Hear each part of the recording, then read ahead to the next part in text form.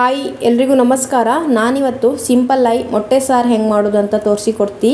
ಅದಕ್ಕೂ ಮುಂಚೆ ನಾನು ಮಾಡುವ ವಿಡಿಯೋ ನಿಮಗೆ ಇಷ್ಟ ಆದರೆ ಲೈಕ್ ಕಮೆಂಟ್ ಶೇರ್ ಮಾಡಿ ಹಾಗೂ ವಿಡಿಯೋನ ಫಸ್ಟಿಂದ ಲಾಸ್ಟ್ ತನಕ ಸ್ಕಿಪ್ ಮಾಡದೆ ಕಂಡು ನನಗೆ ಸಪೋರ್ಟ್ ಮಾಡ್ಕಕ್ಕ. ಈಗ ಮೊಟ್ಟೆ ಸಾರು ಹೆಂಗೆ ಮಾಡೋದು ಅಂತ ಕಾಂಬ. ಒಂದು ಮಿಕ್ಸಿ ಜಾರಿಗೆ 2 ಪೀಸ್ ಚಕ್ಕೆ, 1 ಏಲಕ್ಕಿ, 2 ಲವಂಗ, 1 ಚಮಚ ಕೊತ್ತಂಬರಿ ಕಾಳು, ಮೆಂತಿ 6 ರಿಂದ 7 ಕಾಳು, 1/4 ಚಮಚ ಜೀರಿಗೆ, ಅರ್ಧ ಚಮಚ ಅರಿಶಿನ, 1/4 ಚಮಚ ಸೋಂಪು ಕಾಳು, ಅರ್ಧ ಚಮಚ ಕಾಳು ಮೆಣಸು, 6 ರಿಂದ 7 ಬೆಳ್ಳುಳ್ಳಿ ಎಸಳು, 1 ಇಂಚು ಶುಂಠಿ, ಅರ್ಧ ಈರುಳ್ಳಿನ ಕಟ್ ಮಾಡಿ ಹಾಕ್ತಾಯಿದ್ದಿ. 8 ರಿಂದ 10 ಒಣಮೆಣಸು ಹಾಕ್ತಾಯಿದ್ದಿ. ಒಣಮೆಣಸನ್ನ ನೀವು ಖಾರ ಕಂಡು ಹೈಕಣಿ. ಒಣಮೆಣಸೆಲ್ಲ ಹಾಕಿ ಆದಮೇಲೆ 1 ಬೌಲ್ ಆಪಷ್ಟು ಕಾಯಿ ತುರಿನ ಹಾಕ್ತಾಯಿದ್ದಿ. 1 ಬೌಲ್ ಅಂದರೆ ಅರ್ಧ ಕಡಿ ಕಾಯಿ ತುರಿನ ತುರಿದು ಹಾಕೋದಷ್ಟೇ. ಸ್ವಲ್ಪ ಹುಣಸೆ ಹುಳಿ ಹಾಕ್ತಾಯಿದ್ದಿ. ಸ್ವಲ್ಪ ನೀರು ಹಾಕ್ಕೊಂಡಿದ್ದನ್ನ ನೈಸ್ ಮಾಡಿ ಮಿಕ್ಸಿ ಮುಚ್ಚಳ ಮುಚ್ಚಿ ರುಬ್ಕೊಂಬ. ಮಸಾಲೆ ರುಬ್ಕೊಂಡಾಯಿತು. ಈ ಹದದಾಗಿತ್ತು. ತುಂಬ ನೈಸ್ ಮಾಡಿ ರುಬ್ಬಿ ಇಟ್ಕೊಂಡಿದ್ದಿ. ಈಗ ಗ್ಯಾಸ್ ಸ್ಟವ್ ಮೇಲೆ ಇನ್ನೊಂದು ಪಾತ್ರೆ ಇಟ್ಟು ಅದಕ್ಕೆ 3 ಚಮಚ ಆಪಷ್ಟು ನಾನು ತುಪ್ಪ ಹಾಕ್ತಾಯಿದ್ದಿ. ತುಪ್ಪ ಇಲ್ದಿರ ಎಣ್ಣೆ ಬೇಕಾದ್ರೂ ಹಾಕ್ಲಕ್ಕೂ ತೊಂದರೆ ಇಲ್ಲ.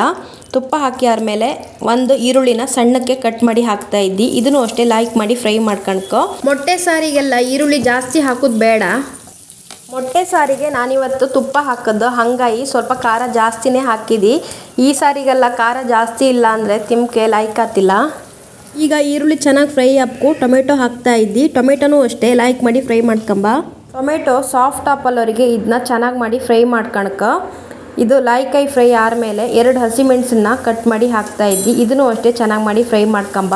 ಮೊಟ್ಟೆ ಸಾರಿಗೆ ಹುಳಿ ಎಲ್ಲ ಜಾಸ್ತಿ ಹಾಕೋದು ಬೇಡ, ಸ್ವಲ್ಪ ಹಾಕ್ರೆ ಸಾಕು. ಸ್ವಲ್ಪ ಕರಿಬೇವಿನ ಎಲೆ ಹಾಕ್ತಾಯಿದ್ದಿ. ಇದನ್ನು ಚೆನ್ನಾಗಿ ಮಾಡಿ ಫ್ರೈ ಮಾಡ್ಕೊಳಕ. ಆಮೇಲೆ ನಾನು ರುಬ್ಬಿ ಇಟ್ಕೊಂಡು ಮಸಾಲ ಇತ್ತಲ್ಲ ಅದನ್ನು ಹಾಕ್ತಾಯಿದ್ದಿ.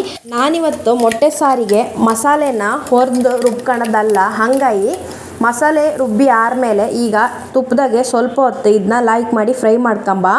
ಸೈಡೆಲ್ಲ ತುಪ್ಪ ಬಿಡುವಲ್ಲವರೆಗೆ ನಾವು ಇದನ್ನ ಚೆನ್ನಾಗಿ ಮಾಡಿ ಫ್ರೈ ಮಾಡ್ಕೊಳಕ. ಇದು ಚೆನ್ನಾಗಿ ಫ್ರೈ ಆದಮೇಲೆ ಒಂದು ಸಲ ಇದನ್ನ ಲೈಕ್ ಮಾಡಿ ಮಿಕ್ಸ್ ಮಾಡ್ಕೊಂಬ.